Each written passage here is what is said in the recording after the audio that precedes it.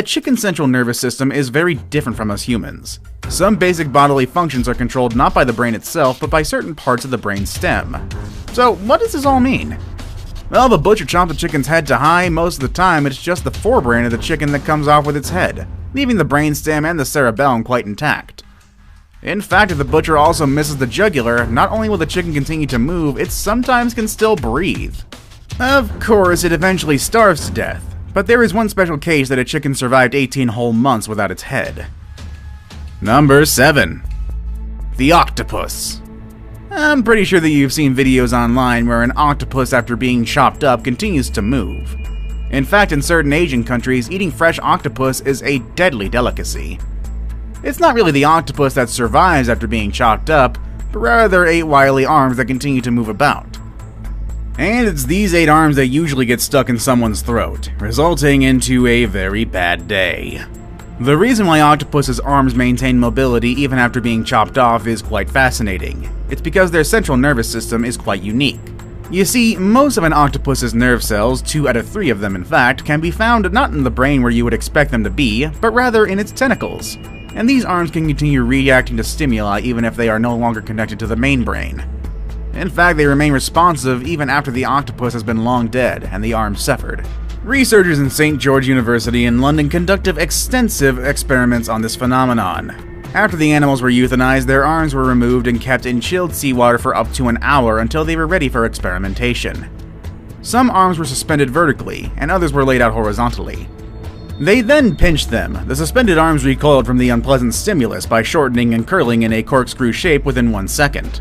Horizontal arms also moved away from the undesirable stimuli, many bending in a sort of contrived joint toward the top. These movements can happen up for a week after the octopus's death. Number 6. Salamanders. If you're gonna come up with a list of animals that stubbornly continue to live even after apparent death, you'll be hard-pressed not to include the salamander. This animal has always been synonymous to long life and immortality.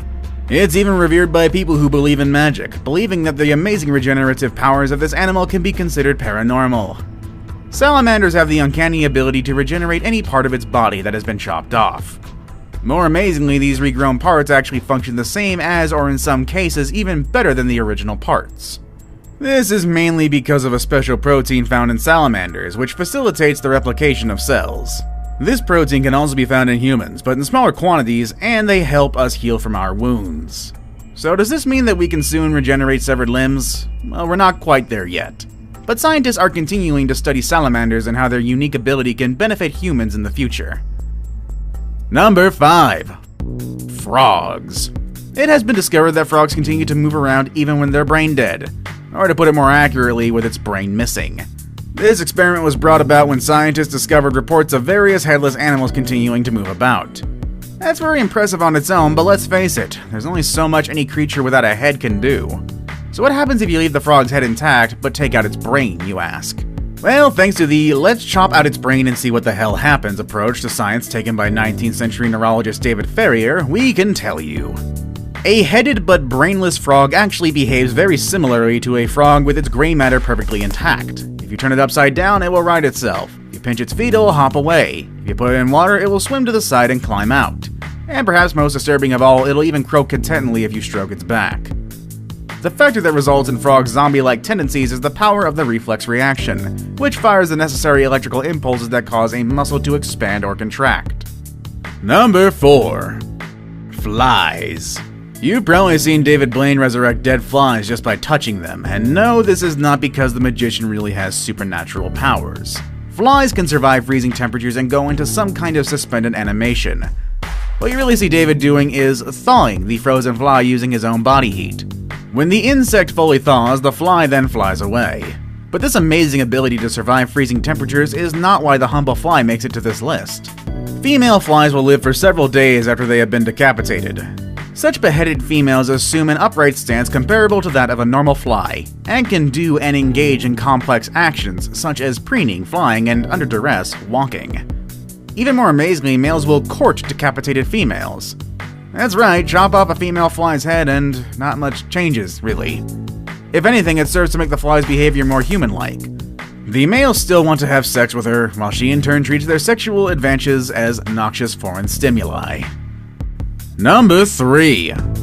Turtles. The hearts of fish, reptiles, birds, and mammals alike have their own pacemaker cells that take over when the signals from the brainstem are not coming through for some reason, which ensures that the heart still functions for a while, even when the brain does not. Now the turtle takes the term "for a while" to a whole new level, and this is because from their heart's viewpoint, being cut off from the oxygen and nutrients usually supplied by the blood is just a normal day at the office. Because these animals can dive for a long time. How long? Well, try 5,000 hours in the case of the loggerhead musk turtle. Yeah, you heard that right. That was a 5 followed by 3 zeros, and they survived that long by what oxygen they can take up from the water via their skin, throat, and butt end, as well as their body's amazing potential for producing energy without oxygen.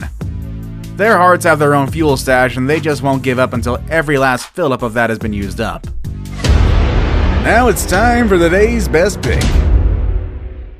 Today we're going to focus on an animal so ferocious it can still kill you with its head chopped off. Perfect for Halloween, honestly. Number 2. Snakes. People's reaction when faced with a highly venomous snake can be boiled down into 3 categories: running away, freezing on the spot, and oh god, kill it, chop its head off. While indeed chopping the thing's head off may seem the most feasible way to avoid getting bitten, the truth is that may not be the case. A snake's head, a vessel for its fangs and deadly poison sacs, still have the ability to bite you and deliver deadly venom, even if it's no longer attached to the rest of its body. The snake has heat-sensitive pits at either side of its face, which it uses to detect threats. And let's face it, if you're close enough for your body heat to be detected, you're close enough to be considered a threat. These heat-sensitive pits are capable of detecting a threatening presence for hours after death, which means the snake may continue to defend itself, zombie style.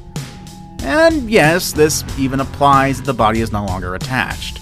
I saved the best for last, but first, I have a quick challenge that takes only 5 seconds to complete. If you can leave a like and subscribe within the next 5 seconds, you'll get 10 years of amazing luck. Just try it, it really works.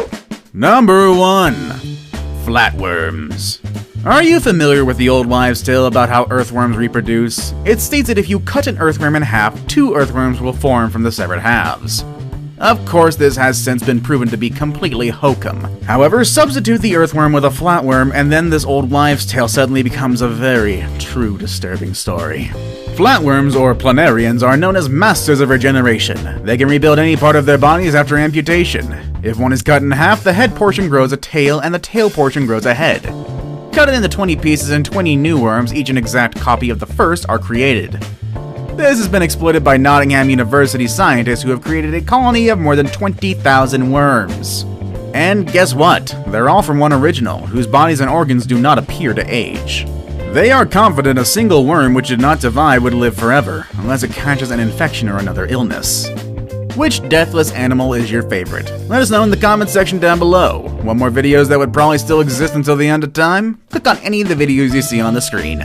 As always, thanks for watching everybody, and you all have a good weekend.